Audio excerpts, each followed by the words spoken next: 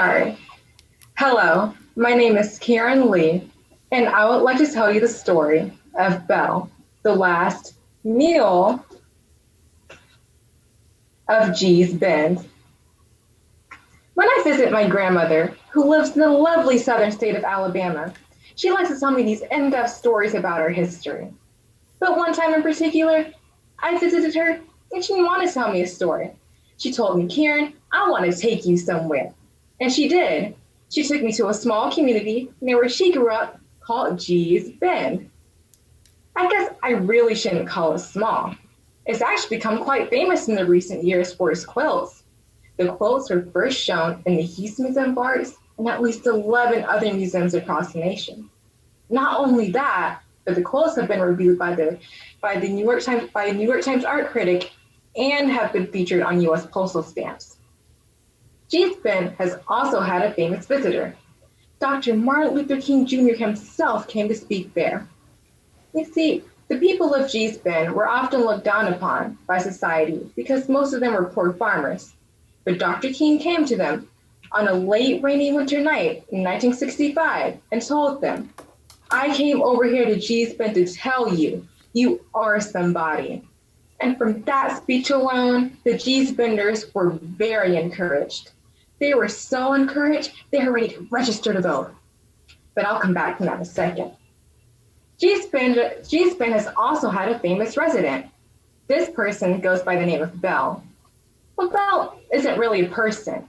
Maybe an animal, maybe a farm animal. Well, Belle is a mule, but that doesn't make her any less important.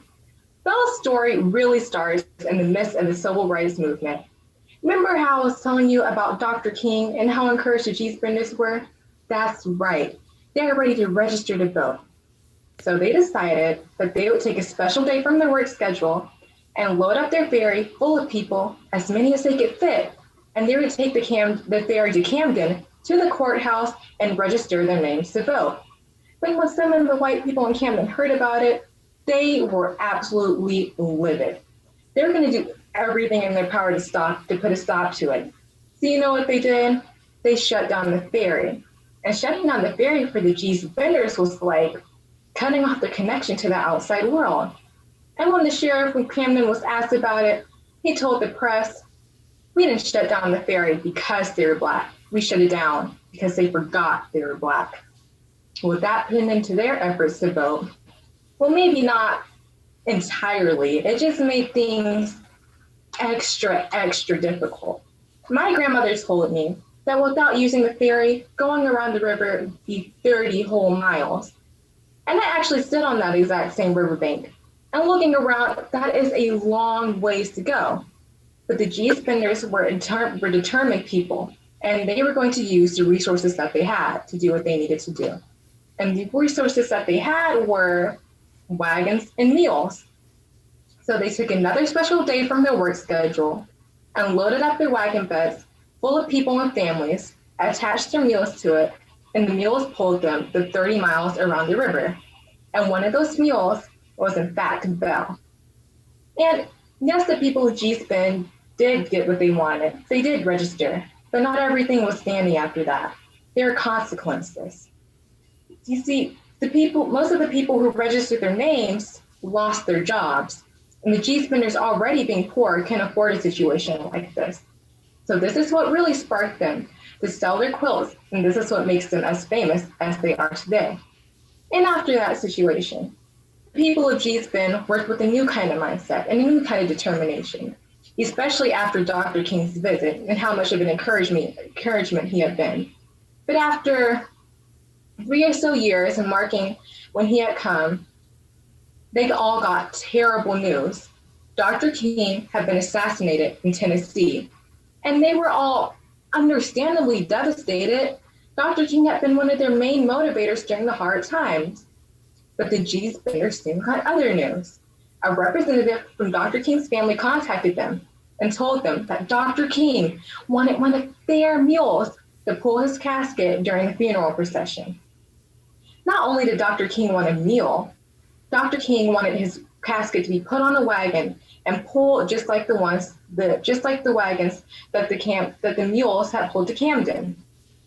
And you might be thinking, Dr. King, Dr. Martin Luther King Jr., the Nobel Prize winner, wanted mules and wagons for his funeral. That's right. Dr. King didn't want anything extravagant. He wanted the mules because they weren't fancy, but they were strong and they held steady, just like the G's Benders. And as Belle was being taken to Atlanta, where the funeral would be held, yes, people tried to put a stop to her trip, but she got there nonetheless. And when she did, she was attached to the wagon, which held Dr. King's casket, and she pulled it the 4 miles of the procession, patiently. And as she did that, many hands reached out to touch her, just like many hands that reached out to Dr. King for help. But they were both alike, and they were strong, and they kept going. And when Belle returned to G's Bend, she had become quite the celebrity. And as Belle aged there, Belle got to do whatever she wanted, including eating out of anybody's garden that she wanted.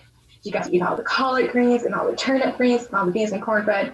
Well, maybe not beans and cornbread. That's what I like. But nonetheless, Belle got to do what she wanted because she had seen history and been a part of history.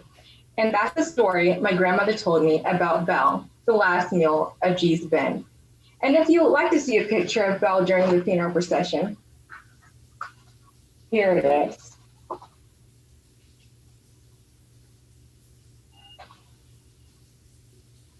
Thank you.